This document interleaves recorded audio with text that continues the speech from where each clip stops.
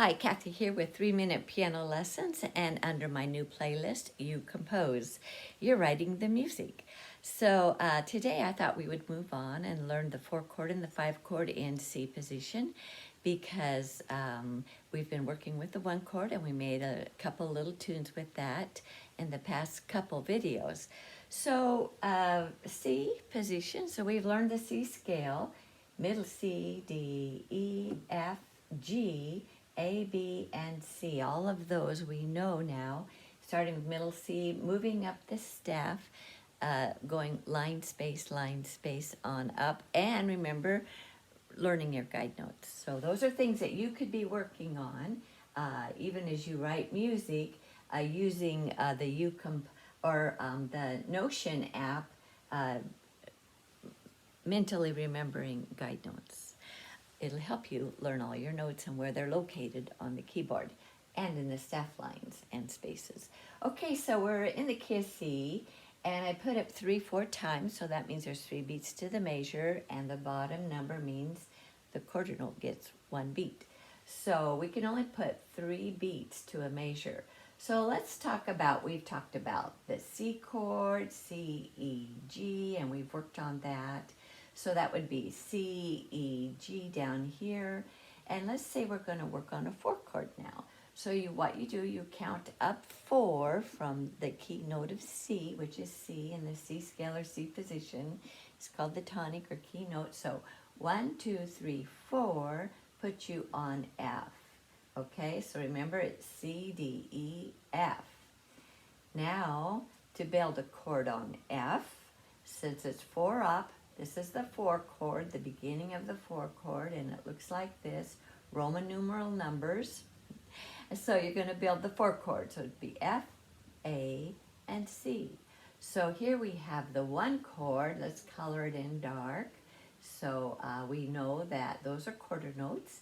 We've gone up 4. 1, 2, 3, 4. And sure enough, there's your F. And we're going to build the 4 chord. By the way, the 1, 4, and 5 chords are called primary chords, okay? Very important chords.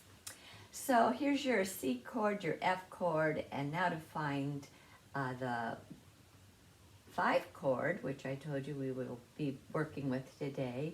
You go from the tonic or key note because we're in C position, 1, 2, 3, 4, 5, or C, D, E, F, G. It puts you up onto the G, 5 up from C. We're going to build up in thirds. So G, B, D. So that will look like this. And the D on top. This line represents middle C. So that would be the line note. And we're going to skip on up. And there's your D. So G, B, D, and we're going to make them quarter notes because we only have 3 beats to the measure. So you have just written the C chord. Whoops, turn on my piano. Sorry about that. So we have the 1 chord on C and C position. And going up 4, we have the F chord. And going up 1 more, we have a G chord. And there you go. Hey, there's a lot of good music built on those chords, right? So that gives you a hint on how they write those songs. We're in C position here. And just for the fun of it, since we've made these full chords, let's take the 3rd of C. Oh, what's wrong with my pen? Let's make it a quarter note. Add an E because it belongs to that C chord, right? C, E, G. We talked about playing notes that belong to each other in these chords. Let's add an F, because F is right there, it belongs to the 4 chord. And let's add a G on top. So here we go, putting it together. And then we could come back to C, but that would sort of sound like it would be the end. But this gives you an idea. So another thing we can do, which is really fun. Now, I'm giving you ideas because you're writing your own music, right? Remember just to download the Notion app and play with it. You can learn it. If I can learn it with all my white hair, you can learn it too. So I'm sure that you are smarter than I am. So that's playing that way with a blocked. Those are called blocked. When you start with a root like that of a chord and you just move up in thirds. Those are called block chords. Let's break up that blocked chord. Okay, so in this measure, we know C, E, G belongs to the one chord, right? So let's play C, E, and G.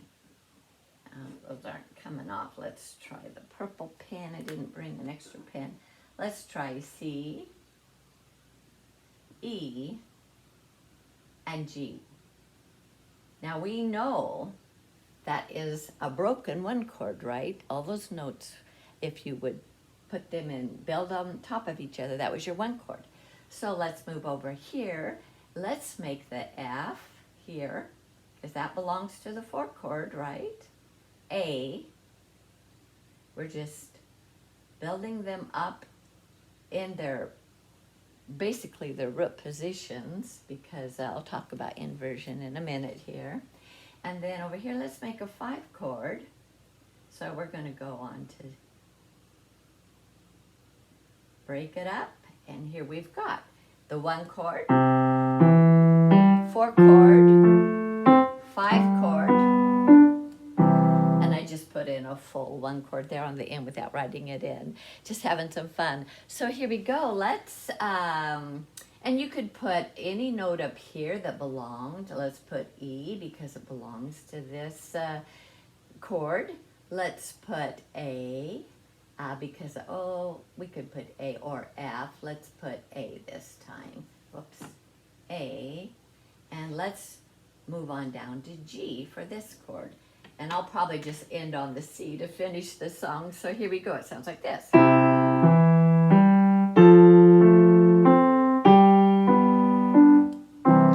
Ended up on C, coming back to the tonic, remember, because I don't like to hear things hanging out there, notes hanging without some sort of a ending. It's just my own little unique musical thing there. Okay, so that gives you an idea, another way to write a song, another pattern. Let's do another thing that's kind of fun. Let's take C, E, and G, and we could also break it up like that. And then in 3/4 time, you actually come up with a little waltz. It's 1, 2, 3. So let's add it here like that. And you could add it like this as well. It sounds, well, actually, A and C would sound better, wouldn't it? Playing around with this, we'd take out these Fs. And it keeps in with this same pattern over here that we've started. Some consistency is very good in writing your music. So again, we put this over here. And now listen to this left hand, and it becomes a waltz.